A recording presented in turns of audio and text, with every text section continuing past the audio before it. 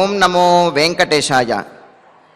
తంకంబు కంఠమజమంబుజతుల్య రూపం ముక్తావళీ కనకహారధృతం విభాంతం విద్యుద్వలాకగణ సంయుతమంబుదం వా రామం జగత్రయ గురుం సతతం భజామి.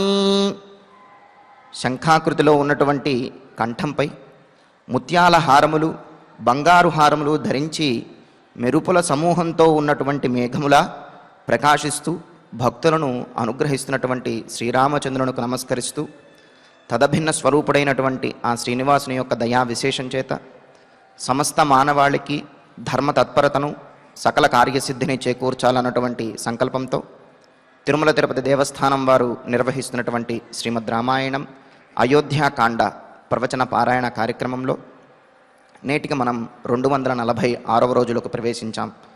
ఈ కార్యక్రమాన్ని ముందుగా అన్నమాచార్యుల వారి సంకీర్తన అయినటువంటి వీడివో అల విజయరాఘవుడు అనేటటువంటి సంకీర్తనను శ్రీమాన్ పొన్నా రాజేష్ గారు, అన్నమాచార్య ప్రాజెక్టు కళాకారులు వారి బృందం యొక్క సహకారంతో ఆలపిస్తారు. శ్రవణం చేద్దాం. ఓం నమో వెంకటేశాయ.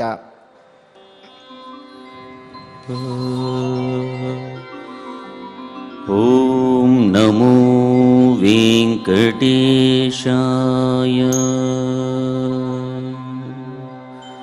జై శ్రీరామ్.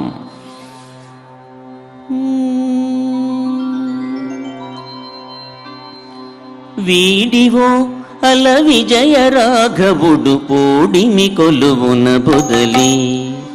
వీడివో అల విజయ రాఘవుడు పోడిమి కొలువున బొదలి. చెలియా వీడివో అల విజయ రాఘవుడు పోడిమి కొలువున బొదలి. చెలియా వీడివో అల విజయ రాఘవుడు పోడిమి కొలువున బొదలి.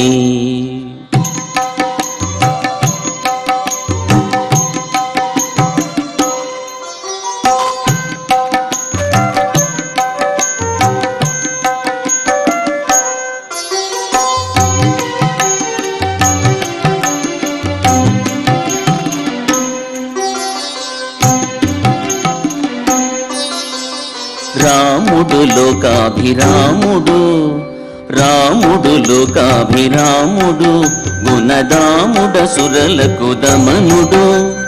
రాముడు లోకాభిరాముడు, గుణదాముడ సురలకు దమనుడు. తామర కన్నుల దశరథ తనయుడు మోమున నవ్వి మొక్క వెచలియ. తామర కన్నుల దశరథ తనయుడు మోమున నవ్వి మొక్క వెచలియ. వీడివో అల విజయ రాఘవుడు పోడిమి కొలువున బొదలి. చెలియా పోడిమి కొలువున బొదలి.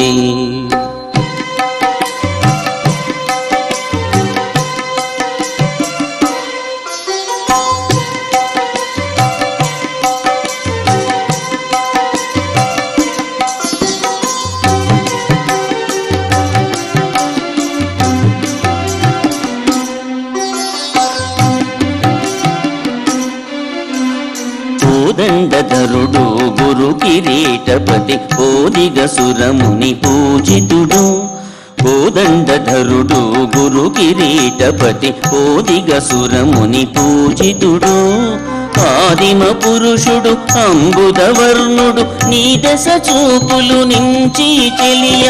ఆదిమ పురుషుడు అంబుదవర్ణుడు నీ దశ చూపులు నుంచి చెలియ. వీడిగో అల విజయ రాఘవుడు పోడిమి కొలువున బొదలి. చెలియా వీడివో అల విజయ రాఘవుడు పోడిమి కొలువున బొదలి. చెలియా పోడిమి కొలువున బొదలి.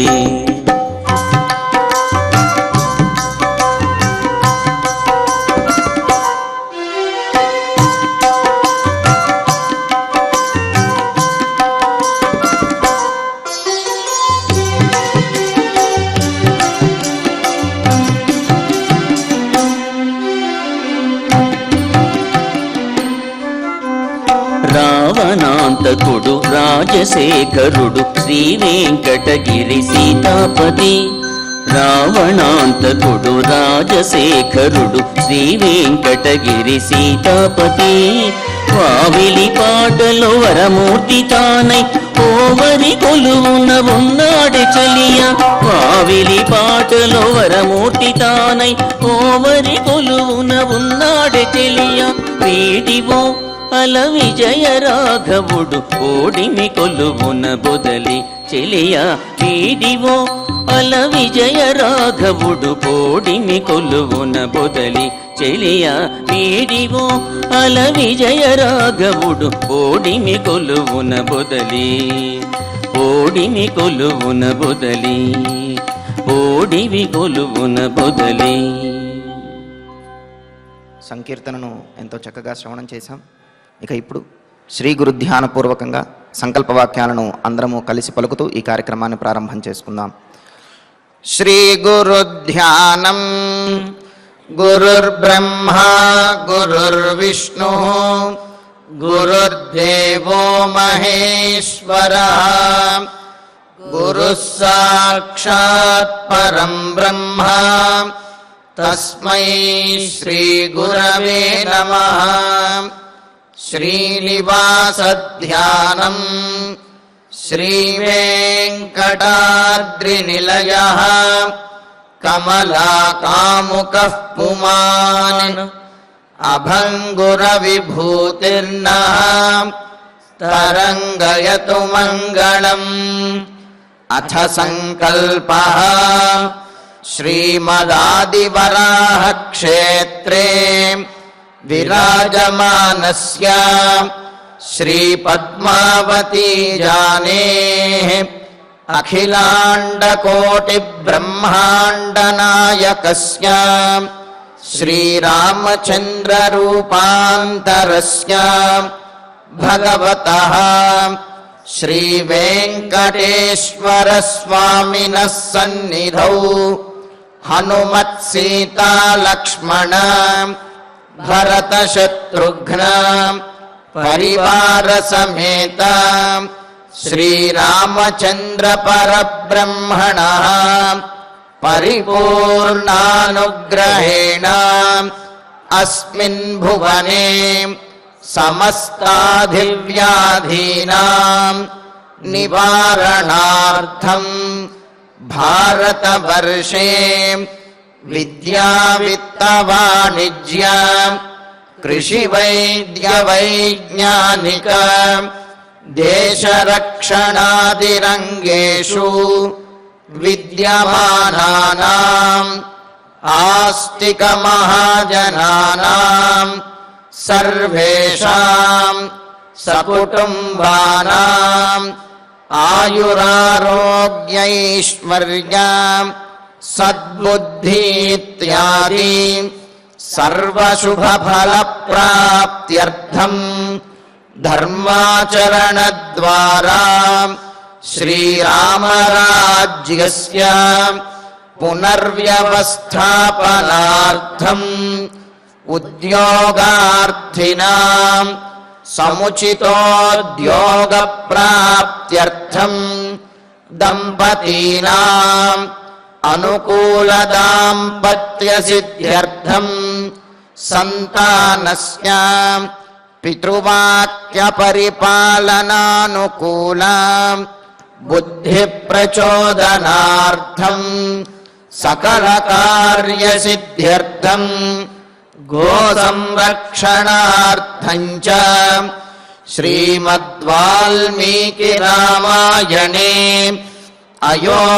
అయోధ్యాకాండే యథాశక్తి శ్లోకవ్యాఖ్యాన పురస్సరం పంచవింశ సర్గ శ్లోక పారాయణం తథా శ్రీ ధన్వంతరి మంత్ర పారాయణం చ అన్యోన్య సాహాయ్యేన ఆచార్య ముఖేన కరిష్యామహే.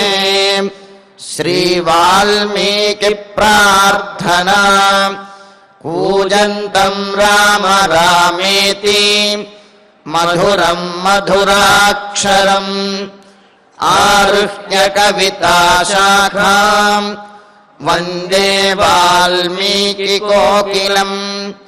శ్రీ ఆంజనేయ ప్రార్థనా మనోజవం మారుతతుల్యవేగం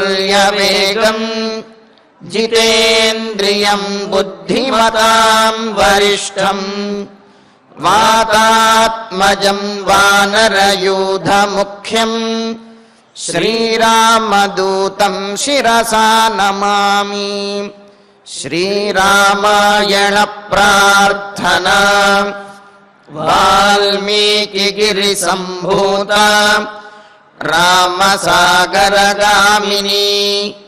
పునాతి భువనం పుణ్యా రామాయణ మహానదీ. శ్రీరామ ప్రార్థనా అయోధ్యాఖ్యేతు గుర్వర్ధే త్యక్త్వా రాజ్యం గిరౌ వసన్ పాదుకే భరతాయాదాత్ సరామః శరణం మమ. శ్రీరామచంద్ర పరబ్రహ్మణే నమః.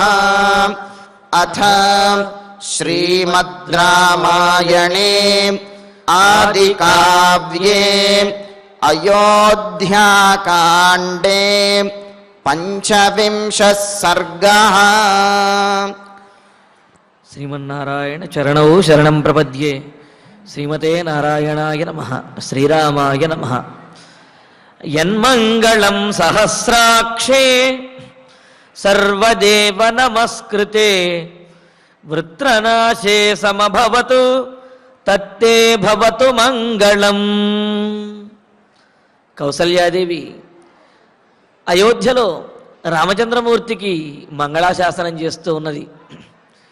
రాముని యొక్క ఆ వనవాస దీక్ష, ధర్మదీక్ష విజయవంతం అవ్వాలి అని, ఆ ధర్మదీక్షలో రాముడికి ఎటువంటి ఇబ్బంది కలగకూడదు అని పంచభూతములు, అదేవిధంగా సకల ప్రాణులు, సకల దేవతలు అందరూ కూడా రాముడు వినియోగించినటువంటి నిత్యకర్మానుష్ఠానంలో వినియోగించినటువంటి సకల సాధనములు అన్నీ కూడా, మంగళద్రవ్యములు అన్నీ కూడా రామచంద్రమూర్తికి శుభమును చేకూర్చాలి అని చెప్పి మంగళములను చెప్పి వాటన్నిటి ఆయా దేవతలందరినీ కూడా ప్రార్థించి, నా ప్రార్థనకు, నా పూజలకు ఫలంగా నీకు వారందరూ రక్షణగా ఉండెదరుగాక అని చెప్పి ప్రార్థించి, అంతేకాకుండా విశేషంగా పురోహితులను, బ్రాహ్మణోత్తములను పిలిపించి హోమమును చేయించి, విశేషంగా రాముడికి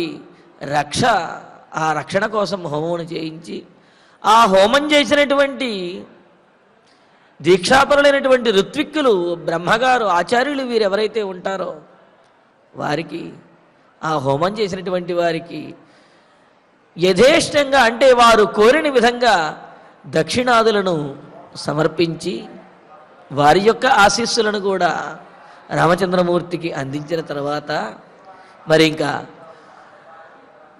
పురాణ సిద్ధంగాను పూర్వము దేవతలు, అదేవిధంగా లోక కళ్యాణకరమైనటువంటి కార్యములు నిర్వర్తించేటటువంటి తమ పుత్రులకు తల్లులు ఏ విధంగా అయితే మంగళాశాసనం చేసి ఆ లోక కళ్యాణకరమైనటువంటి కార్యములను చక్కగా నిర్వర్తింపజేశారో, విజయవంతం చేశారో, ఆ విధమైనటువంటి మంగళాశాసనాన్ని ఉదాహరణపూర్వకంగాను వారిని తలుచుకుంటూ ఆ ఘనకార్యాలను ఉట్టంకిస్తూ కౌసల్యాదేవి రామచంద్రమూర్తికి మంగళాశాసనమును చేస్తున్నది. యన్మంగళం సహస్రాక్షే సర్వదేవ నమస్కృతే అని మొదలుపెడుతూ వృత్రనాశే, ఒకానొక సందర్భంలో వృత్రాసురుడు అనే ఒకానొక రాక్షసుడు, అంటే అతను కారణజన్ముడై తండ్రి చేసినటువంటి యజ్ఞానికి ఫలితంగా ఆవిర్భవించినటువంటి వాడు, ఇంద్రుణ్ణి నశింపజేయటం కోసం ఆవిర్భవించినటువంటి వాడు, అలా ఇంద్రుణ్ణి నాశనం చేయటం కోసం ఆవిర్భవించి లోకములను పీడిస్తూ ఇంద్రుణ్ణి, రాజ్యభ్రష్టుణ్ణి, అంటే ఏమిటి, ఇంద్రసింహాసనం నుండి తరిమి వేసినటువంటి ఆ వృత్రాసుని వధించేటటువంటి సందర్భంలో వృత్రనాశే వృత్రాసురుణ్ణి సంహరించేటటువంటి నిమిత్తంగా ఆ సంహరించే సందర్భంలో సర్వదేవ నమస్కృతే సహస్రాక్షే, దేవతలందరి చేత నమస్కరించబడేవాడైనటువంటి సహస్రాక్షే ఇంద్రుని యందు యన్ మంగళం యత్ మంగళం సమభవతు, ఏ మంగళమైతే కలిగినదో, ఏ శుభమైతే భగవంతుని ద్వారాను అతిథి ద్వారాను ఆ ఇంద్రునికి కలిగినదో తన్మంగళం, అలా ఇంద్రుని విజయమునకు కారణమైనటువంటి ఆ మంగళము ఆ శుభము తే భవతు నీకు కలుగుగాక. మరి వృత్రాసురుడు అనే రాక్షసుణ్ణి సంహరించడము అంటే ఇంద్రుడికి అది శక్యమైనటువంటి పని కాదు. ఆ వృత్రాసురుణ్ణి సంహరించడం కోసమే ఇంద్రుడికి వజ్రాయుధం అనేది సంపాదించవలసి వచ్చింది. అసలు ఇంద్రుడికి వజ్రాయుధం మొదటి నుండి లేదు. వృత్రాసురుణ్ణి సంహరించడం కోసమని మహావిష్ణువుని, బ్రహ్మగారిని, మహావిష్ణువుని వీరందరినీ ప్రార్థిస్తే వారు ఉపాయంగా దధీచి మహర్షిని అడగమంటే అలా అడుగగా దధీచి మహర్షి యొక్క ఎముకల నుండి వచ్చినటువంటిది ఆ వజ్రాయుధం. మరి అంతటి అలాగా లోకకంటకుడైనటువంటి వాడు దేవతలందరినీ కూడా శాసించేటటువంటి ఆ వృత్రాసురుణ్ణి సంహరించే సందర్భంలో బ్రహ్మాది దేవతల యొక్క అనుగ్రహము, తల్లి అయినటువంటి అతిథి యొక్క అనుగ్రహము, ఆ మంగళాశాసనములు ఇంద్రునికి ఏ విధంగా అయితే కలిగాయో, ఏ మంగళాశాసనము వల్ల ఇంద్రుడు వృత్రాసురుణ్ణి జయించగలిగాడో అటువంటి మంగళాశాసనములు, అటువంటి మంగళములు నీకు కలుగుగాక రామచంద్ర అని చెప్పి కౌసల్యాదేవి ఆశీస్సులని అందిస్తూ ఉన్నది. మరి ఆ వృత్రాసురుని యొక్క వృత్తాంతాన్ని ఒక్కసారి మనం చూచినట్లయితే కనుక అసలు వృత్రాసురుడు జన్మించడానికి కారణం ఏమిటి అనేది కూడా మనం తెలుసుకోవాలి. ఒకానొక సందర్భంలో ఇంద్రుడు దేవలోకంలో స్వర్గంలో కొలువు తీరి ఉన్నాడు. కొలువు తీరి ఉంటే ఆయన ముందు అందరూ ఈ అప్సరసలు వీళ్ళందరూ కూడా, ఈ దిక్పాలకులు వీళ్ళందరూ కూడా ఆయన ముందు ఉన్నారు. ఇంతలో దేవగురు అయినటువంటి బృహస్పతుల వారు ఆ సభకు వచ్చారు. వస్తే ఎవరు ఎంతమంది ఉన్నా, తాను ఎంతటి ఉన్నతమైనటువంటి స్థితిలో ఉన్నా తన గురువు వచ్చినప్పుడు మాత్రం ఆ గురువుని గౌరవించడం అనేది భగవంతుడికైనా సరే ఉండేటటువంటి లక్షణం, భగవంతుడు కూడా ఆచరించి చూపించినటువంటి లక్షణం. దానికి అవతార పురుషులైనటువంటి రామచంద్రమూర్తి, కృష్ణ భగవానుడు వీళ్ళందరూ కూడా మనకు ఉదాహరణలు. మన అలాంటి పరమాత్మ స్వరూపాల పరమాత్మే భగవంతుడైనటువంటి వాడే గురువుని గౌరవించాడు. అయితే మరి ఈ స్వర్గంలో కొలువు తీరువనటువంటి ఇంద్రుడు ఆ బృహస్పతుల వారు వచ్చినటువంటి విషయాన్ని గమనించి కూడా ఏమరపాటులోనూ అక్కడ ఉన్నటువంటి ఆ సన్నివేశంలో కొంత గర్వాన్ని పొందినటువంటి వాడై ఆయన లేచి నిలబడలేదు. అలాగే ఆ గురువుగారిని, బృహస్పతుల వారిని గౌరవించలేదు. దానితోటి ఆయనకు మనస్సు కాస్త బాధపడి ఆయన అక్కడి నుంచి కనిపించకుండా వెళ్ళిపోయాడు. ఆయన యొక్క నివాసానికి, దేవలోకంలో ఆయన ఉన్నటువంటి నివాసానికి వెళ్ళిపోయాడు. అయితే ఆ తరువాత ఇంద్రుడికి ఆ సభ పూర్తయిన తర్వాత కొంత జ్ఞానోదయం కలిగి అయ్యో మా గురువుగారిని రోజు గౌరవించేవాడిని వాళ్ళు గౌరవించలేకపోయాను అని చెప్పి ఆ బృహస్పతుల వారు ఉన్నటువంటి చోటికి వెళ్ళారు. కానీ బృహస్పతుల వారి యొక్క మనస్సు బాగా గాయపడి ఉండటంతో ఇంద్రునికి కనిపించడం ఇష్టం లేక అక్కడి నుంచి బృహస్పతుల వారు అంతర్ధానం అయిపోయాడు. దానితోటి గురువు యొక్క అనుగ్రహం లేకుండా పోయింది ఇంద్రునికి. ఆ గురువు గారు స్వర్గంలో లేరు ఇప్పుడు. దానితోటి గురుబలం ఎప్పుడైతే లేకుండా పోయిందో ఇంద్రునికి, వెంటనే రాక్షసులకు అర్థమైంది బృహస్పతి దేవగురువు స్వర్గంలో లేరు, కావున ఇంద్రునికి గురువు యొక్క బలం లేదు, కావున ఇప్పుడు ఇంద్రుడిని మనం ఓడించవచ్చు అని చెప్పి ఆ రాక్షసులందరూ కూడా స్వర్గం మీద దాడి చేసి స్వర్గాన్ని ఆక్రమించుకున్నారు. ఇంద్రుణ్ణి ఓడించేశారు. ఓడించేస్తే మరి ఇంద్రుడు పరుగున బ్రహ్మగారి దగ్గరికి వెళ్ళాడు. మా గురువు గారు బృహస్పతి వారు కనిపించడం లేదు, ఇదే అదునుగా చూసుకుని రాక్షసులందరూ స్వర్గం మీద దాడి చేశారు, నన్ను ఏం చేయమంటారు అని అంటే, నాయన యోజకస్తత్ర దుర్లభ అని చెప్పి అన్నారు. పెద్దలు చెబుతారు, ఈ లోకంలో ఉపయోగపడనటువంటి వస్తువు కానీ నిష్ప్రయోజనమైనటువంటి మనిషి కానీ జీవి కానీ ఎవరు ఉండరు. అయితే ఆ వస్తువుని కానీ ఆ మనిషిని కానీ సరైనటువంటి మార్గంలో ఉపయోగించే విధంగా వినియోగించేటటువంటి గురువు అనేవాడు ఎవరైతే ఉన్నాడో ఆ గురువు దుర్లభమైనటువంటి వాడు. అటువంటి గురువు గనక లభించినట్లయితే ఎవరైనా ఏ కార్యాన్నైనా సాధించగలుగుతారు. ఏ వస్తువునైనా సరే వినియోగించేటటువంటి శక్తి, ఏ పదార్థాన్నైనా ఔషధంగా వినియోగించగలిగినటువంటి శక్తి అనేది వస్తుంది. కావున యోజకుడైనటువంటి మార్గనిర్దేశకుడైనటువంటి గురువు ఎక్కడైనా సరే ముఖ్యము అని చెప్పి, మరి ఇప్పుడు గురువు గనక లేకపోతే మీరు ఏమీ చేయలేరు. కావున త్వష్ట ప్రజాపతి కుమారుడైనటువంటి విశ్వరూపుణ్ణి మీరు ప్రార్థించండి. ఆ విశ్వరూపుడు తపస్సంపన్నుడు, అదేవిధంగా ఇతరములైనటువంటి ఆలోచన లేనటువంటి వాడు, ఆయన బ్రహ్మజ్ఞానం కలిగిన వాడు. కావున విశ్వరూపుణ్ణి ప్రార్థించండి అంటే దేవతలు, ఇంద్రాది దేవతలు విశ్వరూపుడి దగ్గరికి వెళ్ళి ఆయనను ప్రార్థిస్తారు. విశ్వరూపుడు అంటాడు, నేను బ్రహ్మజ్ఞానం కలిగినటువంటి వాడినయ్యా, నాకు ఇటువంటి లౌకికమైనటువంటి వ్యవహారములు వీటన్నిటితోటి నాకు సంబంధం లేదు. పైగా నేను మీకు గురుత్వాన్ని వహించి ఇలా మీతో మాట్లాడుతూ కూర్చుంటే నా తపస్సు తగ్గిపోతుంది అని అంటే, లేదు స్వామి, మీరే మమ్మల్ని రక్షించాలి, మీరు ఎలా చెబితే అలా చేస్తాము అని ఆ విశ్వరూపుణ్ణి గురువుగా తీసుకువస్తారు స్వర్గానికి. మరి విశ్వరూపుడు కూడా వీరి యొక్క పరిస్థితిని చూచి, మరి వీరికి దేవతలందరికీ కూడా పునః బలం అనేది సిద్ధించాలి అని చెప్పి అనుకుంటూ, ఆ బలం సిద్ధించడం కోసమని చెప్పి నారాయణ కవచాన్ని ఉపదేశం చేస్తాడు. మనకు ఇప్పటికీ నారాయణ కవచం శ్రీమద్భాగవతంలో నారాయణ కవచం మనకు కనిపిస్తుంది.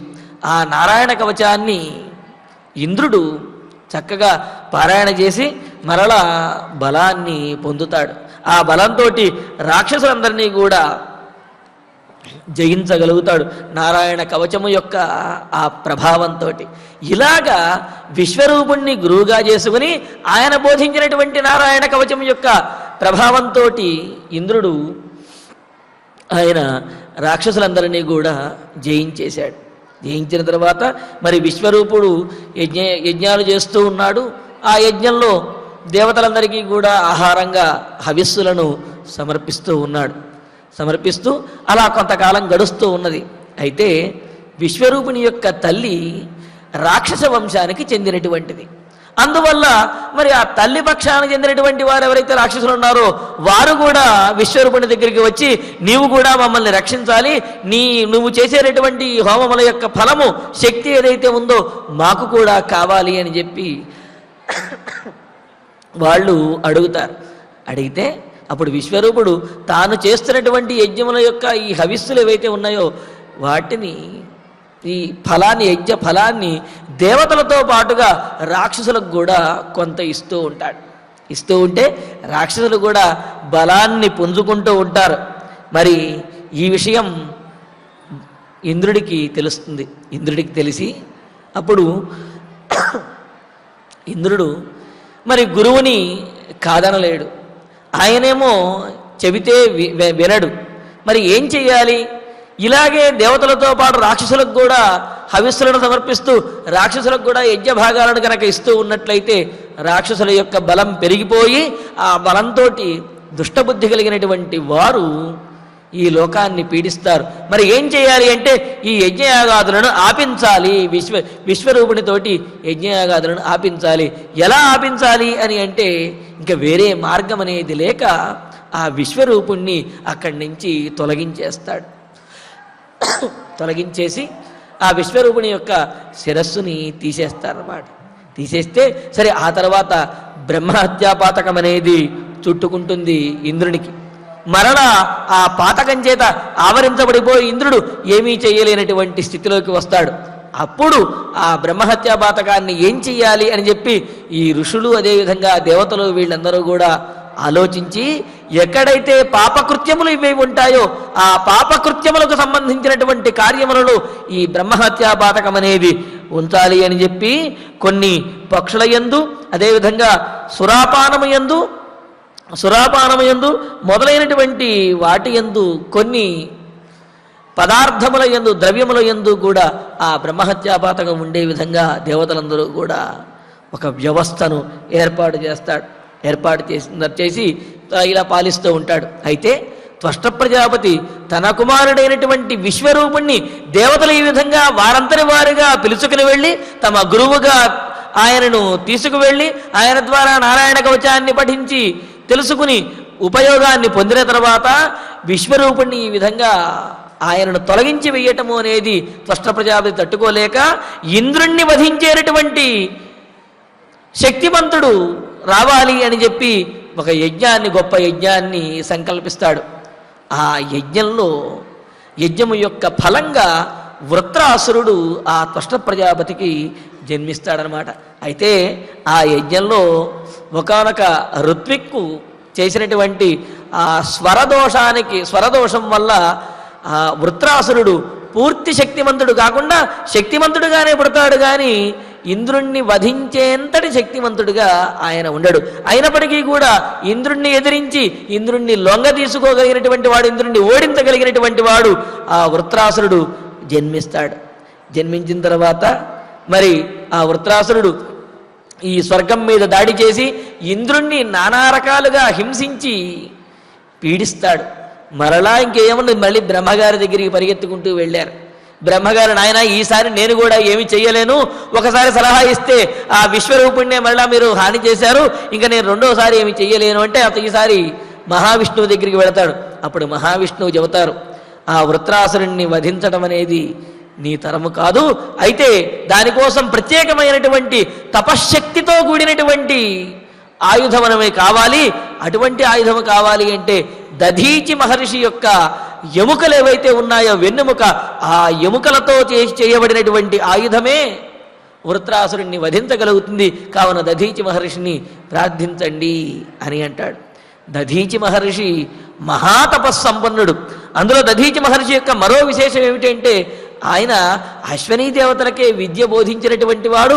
వారికి విద్య బోధించడం కోసమని అశ్వనీ దేవతలు దధీచి మహర్షికి ఒకసారి అశ్వశిరస్సును ఉంచడం, ఆ విద్య బోధించిన తర్వాత మళ్ళీ అశ్వశిరస్సును తీసివేసి మరలా దధీచి మహర్షి యొక్క శిరస్సును ఉంచడం, ఇలాగ దధీచి మహర్షి అప్పటికే 2 జన్మలను పొందినటువంటి వాడు, మహాతపస్సంపన్నుడు.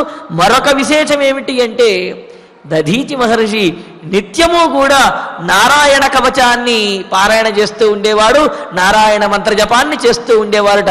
దాంతో దధీచి మహర్షి యొక్క శరీరము, ఆ ఎముకలు, అదేవిధంగా ఆ శరీరం అంతా కూడా, ఎముకలు అంతా కూడా నారాయణ మంత్ర జపము యొక్క శక్తి ఏదైతే ఉందో ఆ శక్తి దధీచి మహర్షి యొక్క ఎముకల నిండా నిబిడీకృతమై ఉన్నది, అలా ప్రకాశిస్తూ ఉన్నదన్నమాట. అందుకనే దధీచి మహర్షి యొక్క ఎముకల ద్వారా చేయబడినటువంటి ఆయుధమే వృత్రాసురుణ్ణి వధించగలుగుతుంది అని చెప్పారు. మరి దధీచి మహర్షిని ప్రార్థించేటప్పటికీ దధీచి మహర్షి లోక కళ్యాణం కోసం మహర్షులు దేనికైనా సిద్ధపడతారు. దధీచి మహర్షి ఆయన యోగముతోటి ప్రాణాయామంతో తన ప్రాణములను విడిచిపెట్టేస్తాడు. ప్రాణాయామం చేసి అంటే కుంభనం చేసుకుని బిగబట్టి ఆ ప్రాణములను విడిచిపెట్టేస్తాడు. ఆ తర్వాత విశ్వకర్మ ద్వారా, దేవశిల్పి ద్వారా ఆ ఎముకలతోటి వజ్రాయుధాన్ని 1000 అంచులతో ఉండే విధంగా వజ్రాయుధాన్ని తయారు చేస్తారు. ఆ వజ్రాయుధాన్ని ధరించగానే ఇంద్రుడిలో ఒక అపూర్వమైనటువంటి శక్తి వస్తుంది. ఆ వజ్రాయుధం అంత గొప్పగా ప్రకాశిస్తూ ఉంటుంది. మరి వజ్రాయుధాన్ని ధరించి ఈ స్వర్గాన్ని ఆక్రమించినటువంటి వృత్రాసురుడి దగ్గరికి వెళతాడు. వెళితే ఒరే ఇంద్ర అని చెప్పి ఆ ఇంద్రుణ్ణి చాలా తక్కువగా చూస్తూ ఉంటాడు. చూస్తూ అప్పుడు వృత్రాసురుడు ఇంద్రుడి మీద దాడి చేస్తాడు. మా అన్నగారైనటువంటి విశ్వరూపుణ్ణి వధించింది నీవే కదా అని చెప్పి దాడి చేస్తే ఇంద్రుణ్ణి అమాంతం మింగేస్తాడు ఆ వృత్రాసురుడు. మింగేసిన తర్వాత ఇంద్రుడు కూడా నారాయణ మంత్రాన్ని జపించి ఆ పొట్ట చీల్చుకుని బయటకు వస్తాడు. ఆ తర్వాత ఇరువురికి కూడా, వృత్రాసురుడికి అదేవిధంగా ఇంద్రుడికి ఘోరమైనటువంటి యుద్ధం జరుగుతుంది. ఆ యుద్ధంలో ఇంద్రుడు వజ్రాయుధంతో అనేక పర్యాయములు, ఒక్కసారి కాదు అనేక సార్లు ఆ వృత్రాసురుణ్ణి నరికితే అప్పుడు వృత్రాసురుడు మరణిస్తాడనమాట. ఈ విధంగా వృత్రాసురుణ్ణి సంహరించడానికి ఇంద్రుడు ఎంతో గొప్ప ప్రయత్నం చేయవలసి వచ్చింది. దానికోసము దధీచి మహర్షి ఆయన తన జీవితాన్ని త్యాగం చేయవలసి వచ్చింది. ఆయన యొక్క ఎముకలతోటి ఆయుధాన్ని తయారు చేయవలసి వచ్చింది. ఇక్కడ మరొక ప్రశ్న, వృత్రాసురుణ్ణి సంహరించడానికి దధీచి మహర్షి యొక్క ఎముకలు మాత్రమే ఎందుకు? ఆ నారాయణ మంత్రం నారాయణ శక్తి కలిగినటువంటి ఎముకలే, ఆయన యొక్క ఎముకలే కావాలి అని ఎందుకని మహావిష్ణువు చెప్పాడు అంటే, ఈ వృత్రాసురుడు కూడా పూర్వజన్మలో చిత్రకేతువు అనేటువంటి ఒకానొక గంధర్వుడు. ఆయన మహావిష్ణు భక్తుడు, నారాయణ మంత్రాన్ని జపించేటటువంటి విష్ణు భక్తుడు చిత్రకేతువు. అయితే ఒకానొక సందర్భంలో ఆయన గగనంలో విహరిస్తూ ఉన్నటువంటి సందర్భంలో కైలాసం మీదుగా వెళుతూ ఉన్నప్పుడు కైలాసంలో పార్వతీ పరమేశ్వరులు కొలువు తీరి ఉన్నారు. వారి యొక్క ప్రమథగణాలన్నీ కూడా ఉన్నాయి. అయితే పరమేశ్వరుడు పార్వతీదేవిని తన తొడ మీద కూర్చుండబెట్టుకుని అందరితోటి మాట్లాడుతూ ఉన్నాడు. అప్పుడు ఈ చిత్రకేతువు ఆక్షేపిస్తాడు. ఏదో లౌకికమైనటువంటి వాడిలాగా అలా భార్యను ఎప్పుడూ కూడా అంటిపెట్టుకుని ఉంటూ ఈ వ్యవహారాలన్నీ కూడా నడిపిస్తున్నాడు. ఏమిటి పరమేశ్వరుడు చేసేటటువంటి ఈ పని అని చెప్పి అపహాస్యం చేసే విధంగా మాట్లాడతాడు. మరి ఆది దంపతులు అర్ధనారీశ్వరుడు అయినటువంటి ఆ పరమేశ్వరుడు చిత్రకేతువుని కొంత క్షమించగలిగాడు. కానీ పార్వతీదేవికి కోపం వచ్చి ఈ విధంగా లోకమంతటినీ కూడా శాసించగలిగేటటువంటి పార్వతీ పరమేశ్వరుడు అయినటువంటి మమ్మలనే నీవు నిందిస్తావా నీ గర్వంతో?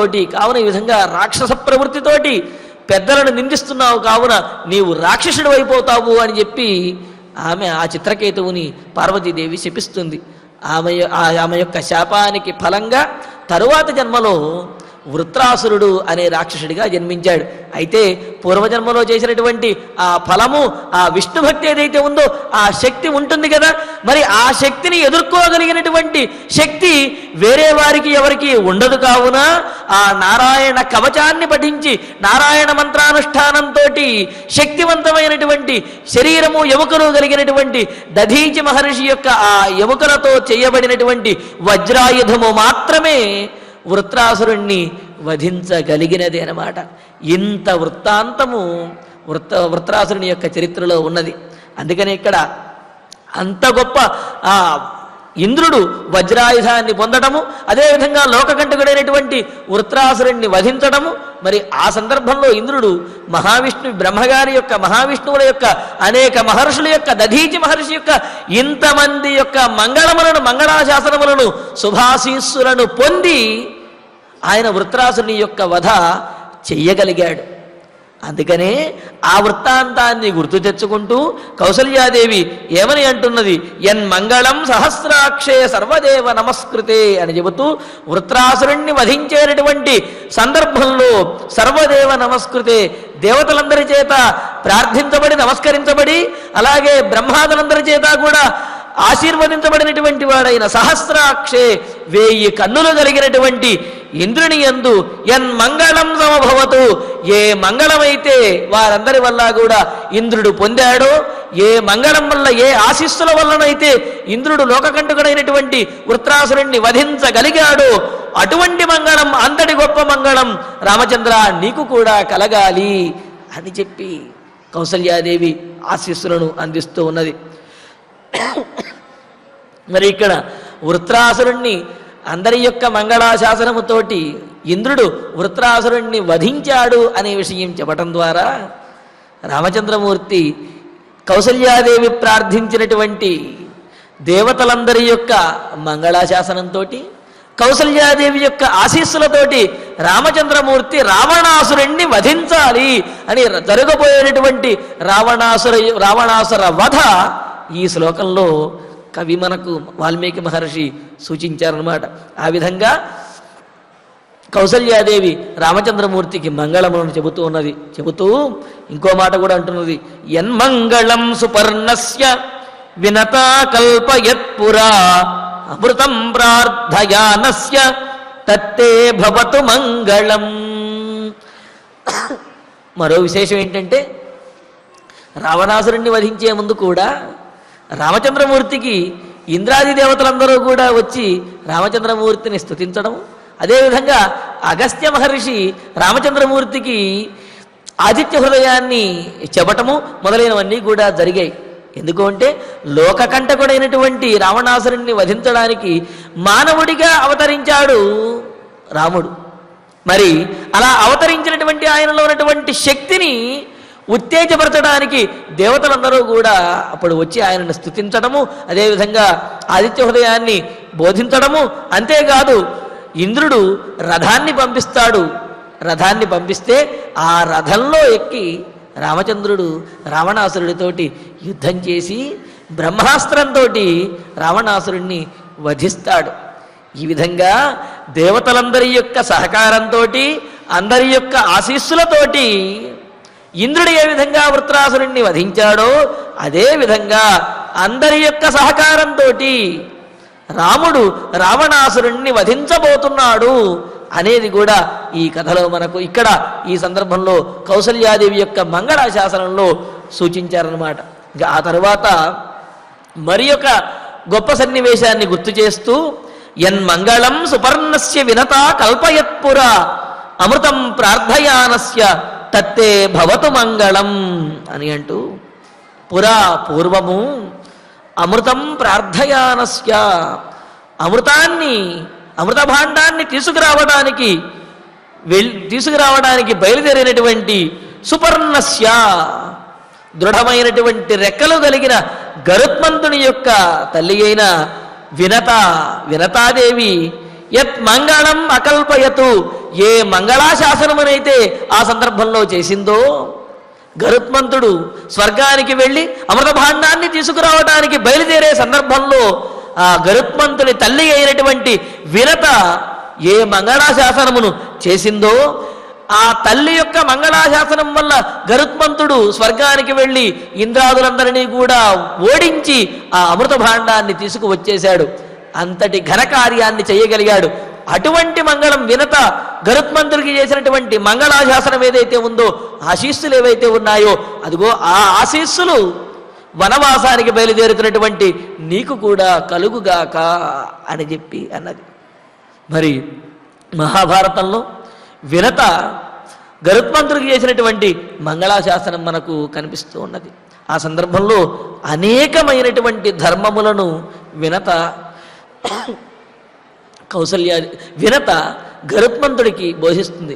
గరుత్మంతుడికి బోధించి, నాయనా, ఎంత బలమున్నప్పటికీ కూడా సత్పురుషులను సాధువులని కూడా ఎప్పుడు హింసించకు, నీ కార్యములన్నీ నీ బలమంతా కూడా లోక కళ్యాణం కోసం వినియోగపడాలి అని చెప్పి గరుత్మంతునికి బోధించి తర్వాత అంటుంది, పునఃప్రోవాచ వినత పుత్రహార్దాదిదం వచః జానత్యప్యతులం వీరం ఆశీర్వాదపరాయణ.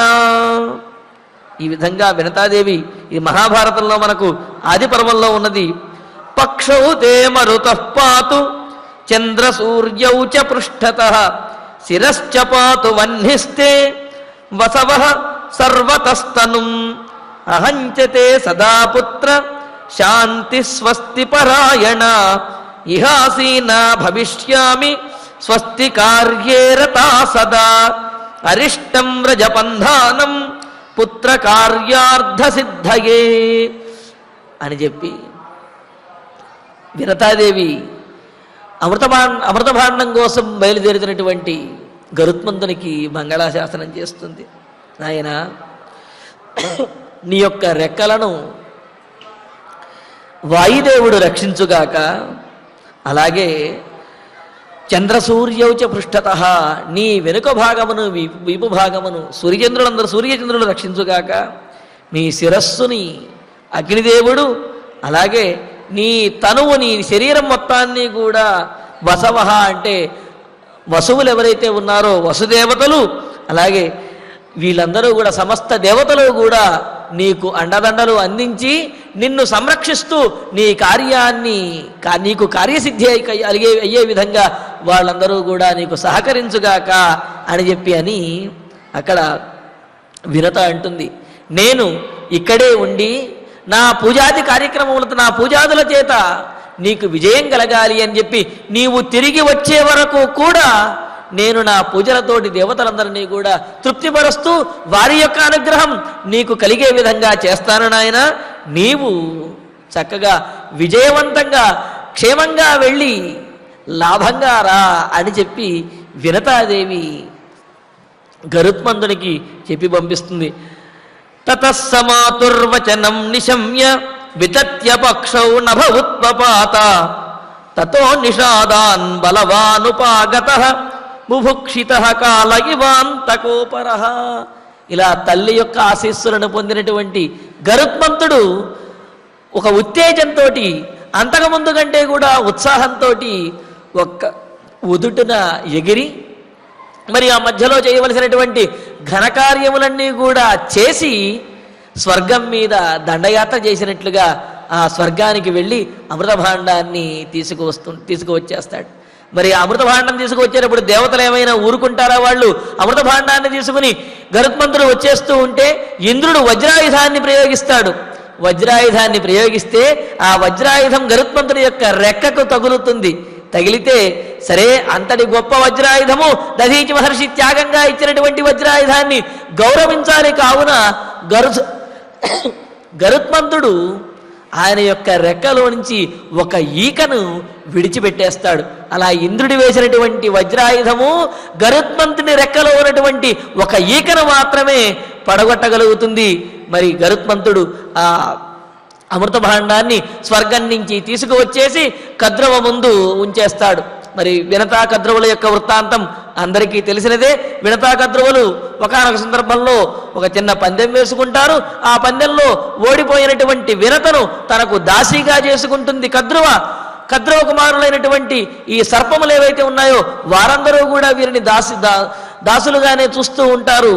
మరి అప్పుడు గరుత్మంతుడు మా తల్లి దాస్యం వీడాలి అంటే ఏం చెయ్యాలి అంటే ఆ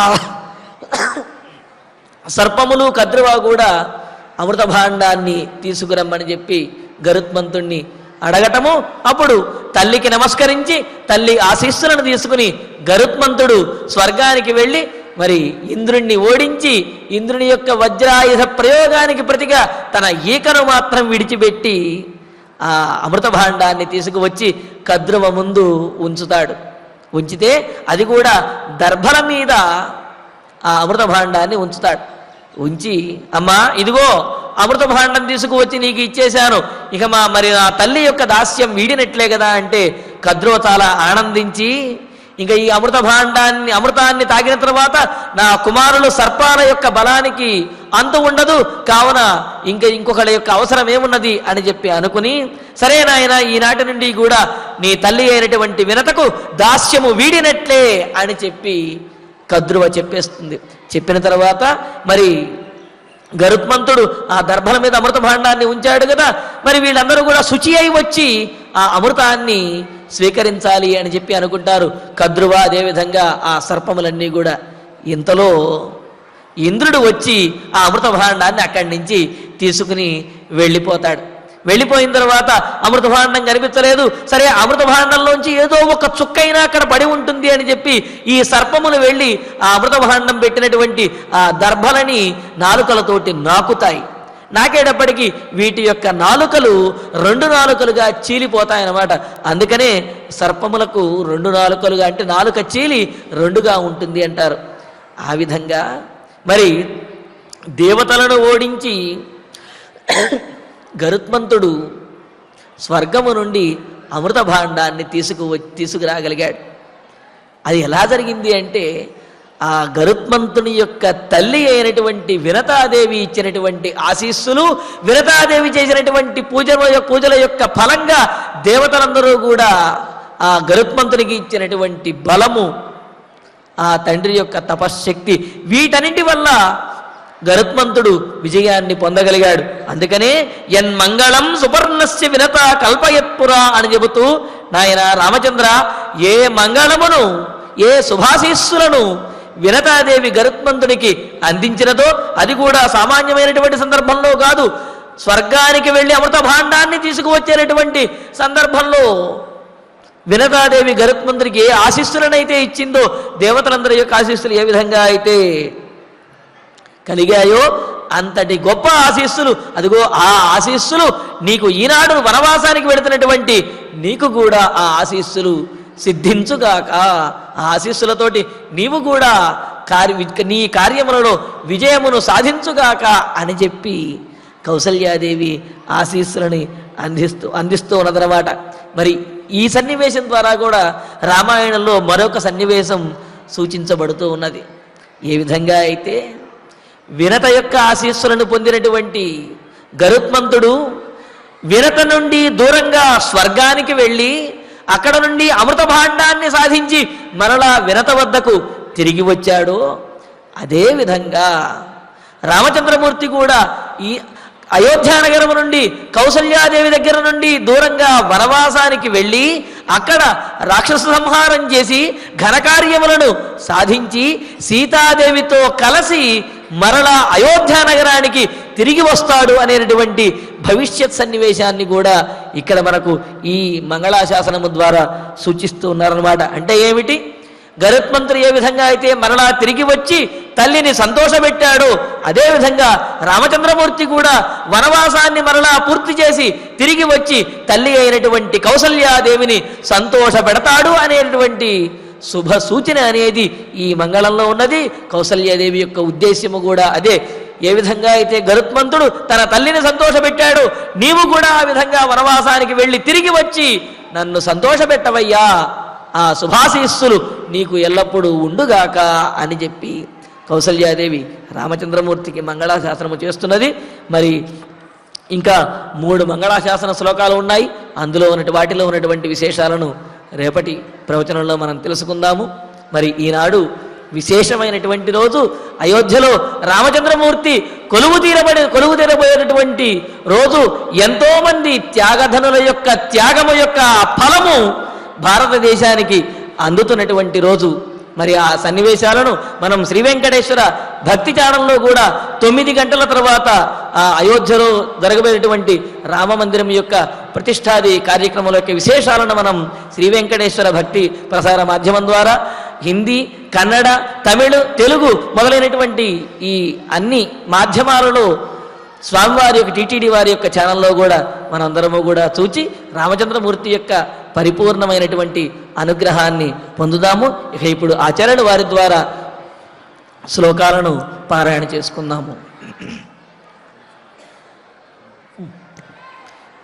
యన్మంగళం యన్మంగళం సహస్రాక్షే సహస్రాక్షే సర్వదేవ సర్వదేవ నమస్కృతే నమస్కృతే సర్వదేవ నమస్కృతే సర్వదేవ నమస్కృతే వృత్రనాశే వృత్రనాశే సమభవత్ సమభవతు తత్తే భవతు తత్తే భవతు మంగళం మంగళం యన్మంగళం సహస్రాక్షే యన్మంగళం సహస్రాక్షే సర్వదేవ నమస్కృతే సర్వదేవ నమస్కృతే వృత్రనాశే సమభవత్ వృత్రనాశే సమభవతు తత్తే భవతు మంగళం తత్తే భవతు మంగళం యన్మంగళం యన్మంగళం సుపర్ణస్య సుపర్ణస్య వినత వినత అకల్పయత్ పురా అకల్పయత్ పురా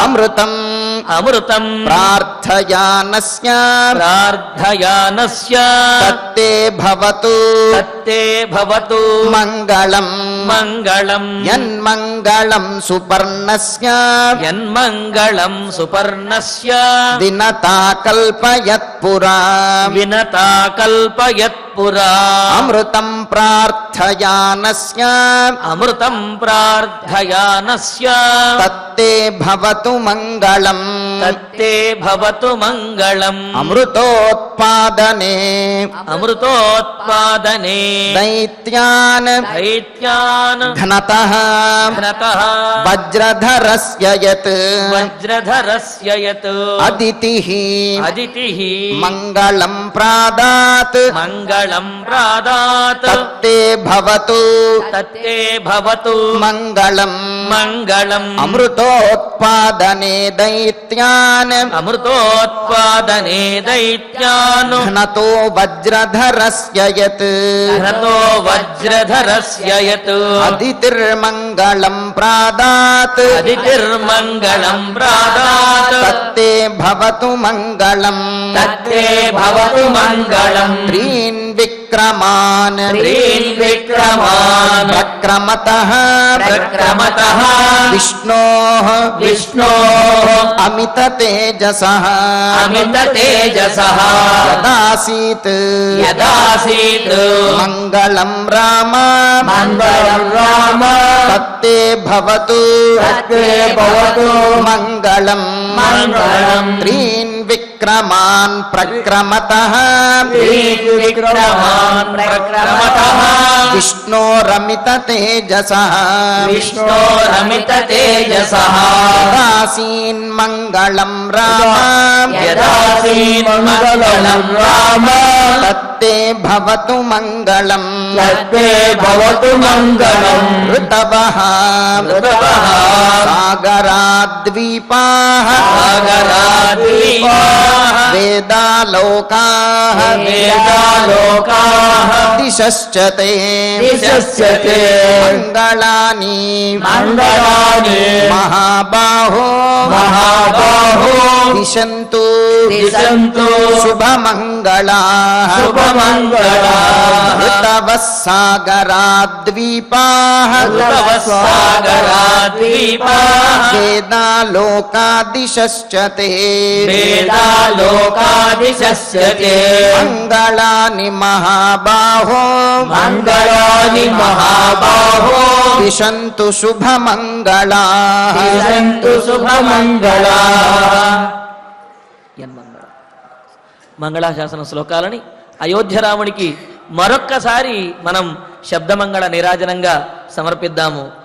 అథ మంగళాశాసన శ్లోకాః మంగళాశాసన శ్లోకా యన్మంగళం సహస్రాక్షే యన్మంగళం సహస్రాక్షే సర్వదేవ నమస్కృతే సర్వదేవ నమస్కృతే పుత్రనాశే సమభవత్ రుద్రనాశే సమభవతు తత్తే భవతు మంగళం తత్తే భవతు మంగళం యన్మంగళం సుపర్ణస్య యన్మంగళం సుపర్ణస్య వినతా కల్పయత్పురా వినతా కల్పయత్పురా అమృతం ప్రార్థయానస్య అమృతం ప్రార్థయానస్య తత్తే భవతు మంగళం తత్తే భవతు మంగళం అమృతోత్పాదనే దైత్యాన్ అమృతోత్పాదనే దైత్యాన్ నతో వజ్రధరస్య యత్ నతో వజ్రధరస్య యత్ అదితిర్మంగళం ప్రాదాత్ అదితిర్మంగళం ప్రాదాత్ తత్తే భవతు మంగళం తత్తే భవతు మంగళం త్రీన్ విక్రమాన్ ప్రక్రమతః త్రీన్ విక్రమాన్ ప్రక్రమతః విష్ణోరమిత తేజసః విష్ణోరమిత తేజసః యదాసీన్ మంగళం రామ యదాసీన్మంగళం రామ తత్తే భవతు మంగళం తత్తే భవతు మంగళం ఋతవః సాగరాద్వీపాః ఋతవః సాగరాద్వీపాః వేదాలోకాదిశశ్చ తే వేదాలోకాదిశస్య తే మంగళాని మహాబాహో మంగళాని మహాబాహో దిశంతు శుభమంగళాః దిశంతు శుభమంగళాః. మంగళాశాసన శ్లోకాలను పారాయణ చేసుకున్నాం. ఇక ఇప్పుడు ఫలశ్రుతి నుండి మంగళాంతం వరకు అందరము కలిసి పఠిద్దాం. ఫలశ్రుతి ఆయుష్యమారోగ్యకరం యశస్యం సౌభ్రాతృకం బుద్ధికరం సుఖం చ శ్రోతవ్యమేతన్నియమేన సద్భిః ఆఖ్యానమోజస్కరమృద్ధికామైః శ్రీరామచంద్ర పరబ్రహ్మణే నమః. అథ ధన్వంతరి ధ్యానం అచ్యుతానంద గోవింద విష్ణో నారాయణామృత రోగాన్ మే నాశయా శేషాన్ ఆశు ధన్వంతరే హరే ఆరోగ్యం దీర్ఘమాయుష్యం బలం తేజోధియం శ్రియం స్వభక్తేభ్యో గృహంతం వందే ధన్వంతరిం హరిం ధన్వంతరేరిమం శ్లోకం భక్త్యా నిత్యం పఠంతి యే అనారోగ్యం న తేషాం స్యాత్ సుఖం జీవంతి తే చిరం. ఓం నమో భగవతే వాసుదేవాయ ధన్వంతరయే అమృత కలశహస్తాయ వజ్రజలౌకహస్తాయ సర్వామయ వినాశనాయ త్రైలోక్యనాథాయ మహావిష్ణవే స్వాహా. ఓం వాసుదేవాయ విద్మహే సుధాహస్తాయ ధీమహి తన్నో ధన్వంతరి ప్రచోదయాత్. అథ నవగ్రహ ప్రార్థనా ఆరోగ్యం పద్మబంధుర్వితరతు నితరాం సంపదం శీతరశ్మిః భూలాభం భూమిపుత్రః సకల గుణయుతాం వాగ్విభూతిం చ సౌమ్యః సౌభాగ్యం దేవమంత్రీ రిపుభయశమనం భార్గవః శౌర్యమార్గిః దీర్ఘాయుః సైంహికేయః విపులతరయశః కేతుః ఆచంద్రతారం అరిష్టాని ప్రణశ్యంతు దురితాని భయాని చ శాంతిరస్తు శుభం మేస్తు గ్రహాన్ కుర్వంతు మంగళం. అథ క్షమా ప్రార్థనా యదక్షరపదభ్రష్టం మాత్రాహీనం చ యద్భవేత్ తత్సర్వం క్షమ్యతాం దేవ నారాయణ నమోస్తుతే. అథ భగవత్ సమర్పణం కాయేన వాచా మనసేంద్రియైర్వా బుద్ధ్యాత్మనా వా ప్రకృతే స్వభావాత్ కరోమి యద్యత్ సకలం పరస్మై నారాయణాయేతి సమర్పయామి. అథ మంగళం శ్రియః కాంతాయ కళ్యాణ నిధయే నిధయేర్థినాం శ్రీవేంకటనివాసాయ శ్రీనివాసాయ మంగళం.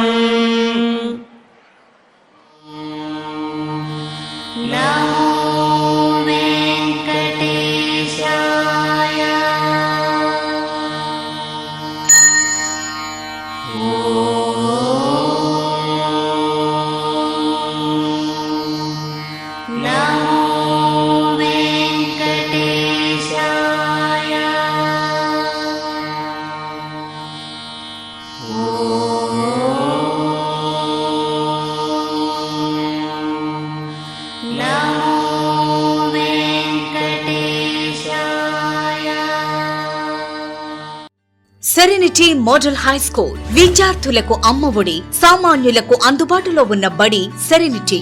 మేడ్చల్ జిల్లాలో మేటిగా నిలిచి సాటిలేని ఫలితాలను సాధిస్తున్న నెంబర్ 1 స్కూల్ సెరెనిటీ. మా ప్రత్యేకతలు ప్రతి విద్యార్థి పట్ల వ్యక్తిగత శ్రద్ధ, activity based learning and digital classrooms, computer lab, 100% ఫలితాలు, sports and cultural activities, yoga, abacus మరియు Vedic maths education. Please visit Serenity Model High School, Nagaram. Admissions are in progress.